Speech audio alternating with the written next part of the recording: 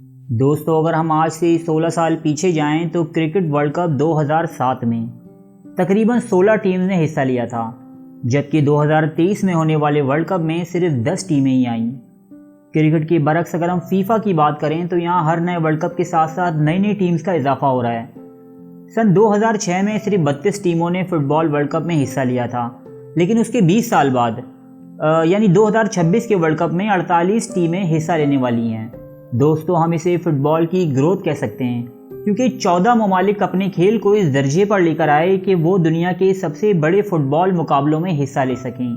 جبکہ cricket world cup میں نہ صرف ٹیموں کی تعداد کم ہوئی ہے، بلکہ بہت سی ٹیمیں ایسی بھی ہیں جو کبھی عالمی چیمپئن ہوا کرتی تھیں، لیکن آج وہاں کرکٹ دم توڑ چکی ہے۔ 2 بار ورلڈ چیمپئن رہ چکی اور 1 مرتبہ ورلڈ چیمپئن بنتے رہ چکی ویسٹ انڈیز نے 2023 کے ورلڈ کپ میں کوالیفائی ہی نہیں کیا۔ 1996 کی ورلڈ چیمپئن سری لنکا کی حالت بھی سبھی نے دیکھی کہ کس طرح ایک ورلڈ کلاس ٹیم نے ناکامیوں کے گزشتہ تمام ریکارڈ توڑ دیے۔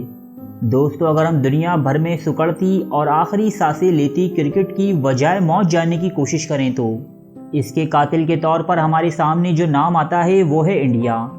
جی ہاں دوستو، وہی ملک جہاں کرکٹ کو ایک مذہب کا درجہ حاصل ہے۔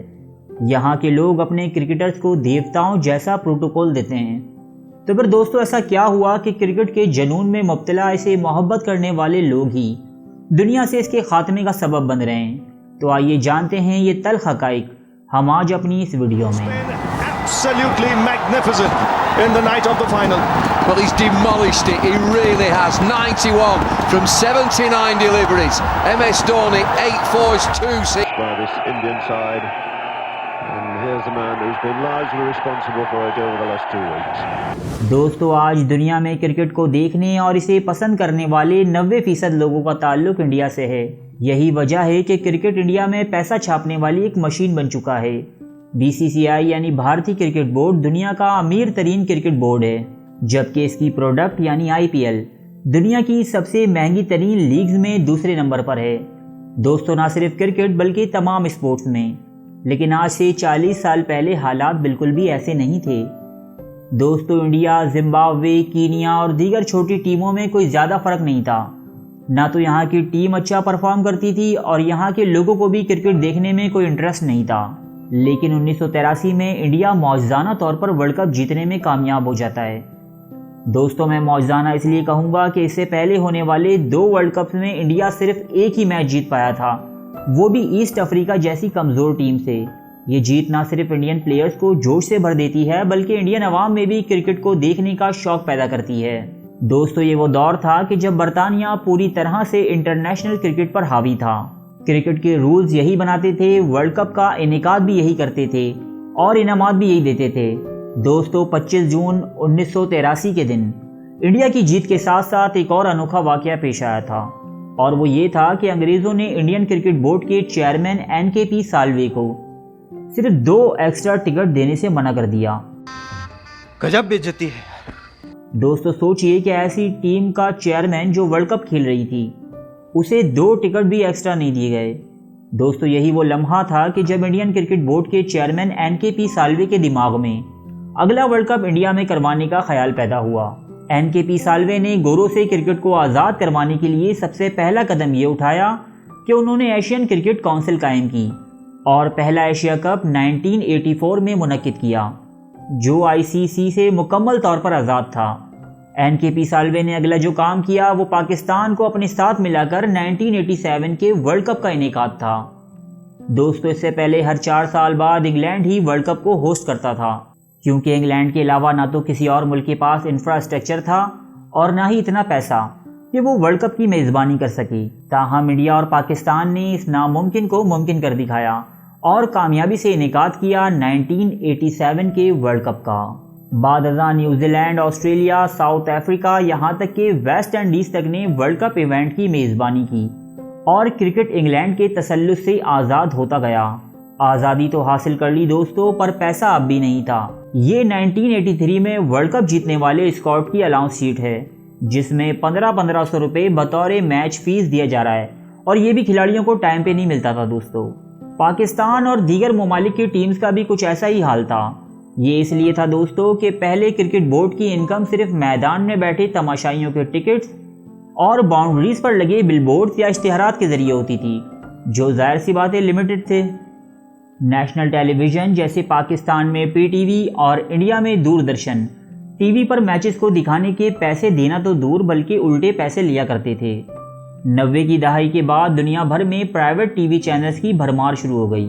یہ وہ چینلز تھے کہ جنہوں نے ٹی آر پی حاصل کرنے کے لیے کرکٹ میچز کے براڈ کاسٹنگ رائٹس انتہائی مہنگے داموں خریدنے شروع کر دیے۔ چونکہ کرکٹ انڈیا کے کونوں کونوں میں دیکھا جاتا تھا، اس لیے ایڈورٹائزر نے کرکٹ پر خوب پیسہ انویسٹ کیا۔ چند ہی سالوں میں وہ بھارتی کرکٹ بورڈ، جس کے پاس اپنے کھلاڑیوں کو تنخواہ دینے کے پیسے نہیں تھے، وہ دنیا کا سب سے امیر ترین کرکٹ بورڈ بن گیا، صرف اور صرف اپنی ویئرشپ کی بدولت۔ لیکن دوستو یہیں سے شروعات ہوتی ہے دولت اور حکومت کی ایک نہ ختم ہونے والی بھوک کی۔ دوستو انڈیا نے نہ صرف اپنے پیسے کے دم پر زبردستی 1996 کا ورلڈ کپ انڈیا میں منعقد کروایا، بلکہ وہ اسی پیسے کے دم پر آئی سی سی کا چیئرمین ایک انڈین کو منتخب کروانے میں بھی کامیاب رہا۔ بعض دفعہ ایسا بھی ہوا کہ آئی سی سی کے بین لگانے کے باوجود انڈین کرکٹ بورڈ نے بین کیے گئے کھلاڑیوں کو میچ کھلائے اور آئی سی سی کے قوانین کی کھلے عام مخالفت کی۔ پھر آتا ہے آئی پی ایل کا دور، جس نے انڈین کرکٹ بورڈ کو دنیائے کرکٹ کا ایک جائنٹ بنا دیا۔ یہ دنیا کی دوسری بڑی اسپورٹس لیگ ہے تمام اسپورٹس میں۔ انڈیا اپنی اس لیگ میں دنیا بھر سے تمام کھلاڑیوں کو بلاتا ہے، لیکن وہ اپنے کھلاڑیوں کو کسی دوسری لیگ میں نہیں جانے دیتا، کیونکہ اسے پتا ہے کہ اس سے انڈیا میں ان کی لیگ کی ویئرشپ بڑھے گی اور وہ زیادہ پیسہ کما پائیں گے۔ لیکن انڈیا ایسا بالکل نہیں چاہتا۔ دنیا بھر کے تمام کرکٹ بورڈ اس وقت انڈیا پر انحصار کرتے ہیں، کیونکہ یہ مالی طور پر اتنے کمزور ہو گئے ہیں کہ انڈیا ان کے کنٹری کا دورہ نہ کرے تو یہ اپنے معاملات چلانے کے بھی قابل نہیں ہیں۔ دوستو شروعات میں انڈیا نے دنیائے کرکٹ پر اپنا تسلط جمانے کے لیے سہارا لیا تھا ایشین کنٹریز یعنی پاکستان اور سری لنکا کا، لیکن موجودہ دور میں اس نے اپنی حکمرانی برقرار رکھنے کے لیے سہارا لیا ہے انگلینڈ اور آسٹریلیا کا۔ انڈیا، آسٹریلیا اور انگلینڈ یہ تین دنیائے کرکٹ کے بگ تھری کہلاتے ہیں، اور آئی سی سی جتنا بھی مال کماتی ہے یہ اس کا آدھا حصہ اپنے گھر لے جاتے ہیں۔ دوستو آج ویسٹ انڈیز، سری لنکا اور دیگر کئی ممالک میں کرکٹ کی بربادی کی وجہ فنڈز کی کمی ہے۔ کیا پاکستان میں بھی یہی وجہ ہے؟ نہیں دوستو، بدقسمتی سے پاکستان میں ایسا نہیں ہے، کیونکہ پاکستان بھی کرکٹ کی ایک بہت ہی ہیوی ویئرشپ رکھنے والا ملک ہے، جہاں کرکٹ میچ کے دوران سڑکوں پر سناٹے کا عالم ہوتا ہے اور ہر انسان اپنا کام دھندا چھوڑ کر ٹی وی کے آگے بیٹھ جاتا ہے۔ پاکستان چاہتا تو وہ بھی ان وسائل کو بروئے کار لا کر کرکٹ کا ایک جائنٹ بھی بن سکتا تھا، لیکن پاکستانی کرکٹ کو برباد کیا نیپوٹزم، جسے آپ پرچی بھی کہتے ہیں۔ یہ والی پرچی نہیں، ایک دوسری پرچی ہوتی ہے، خیر دونوں ایک ہی ہیں، فکسنگ، کرپشن اور سیاست جیسی چیزوں نے۔